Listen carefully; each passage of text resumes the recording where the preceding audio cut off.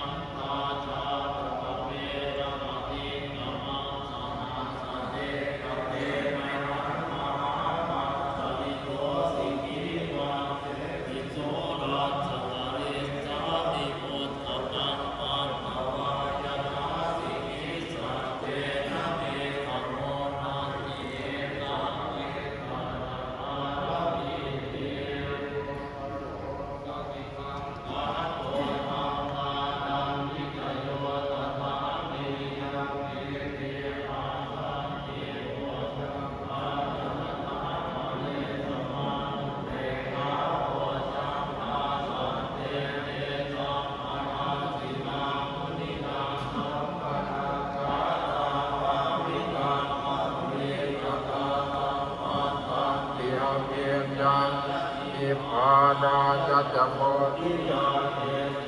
นะสัจจวังนะโสมิเกหะตุสัพพะทานัสสมิงสวะเทนะโตโภคะลาจักขัสสะปัจจิรเนตุกิเตจิตวาโพสังสัตตเทสยิเตจตารกินันติตวา สามติ จิงตุตังพระเกเกียเกนะตังเกนะโตติเกโหตุสัพพะธรรมอาลาสาปิเกรัญเยนะปิปิริโตจนตะเตนะตัมเยวะปนาเกตวานะสาตาลังโกติตวาจหาภาตาตมะ สำหรับคลิปนี้ขอจบไปเพียงแค่นี้ครับขอบคุณสำหรับการรับชมกดติดตามส่องดีค่าสีน้ำเลยด้วยครับขอบคุณครับ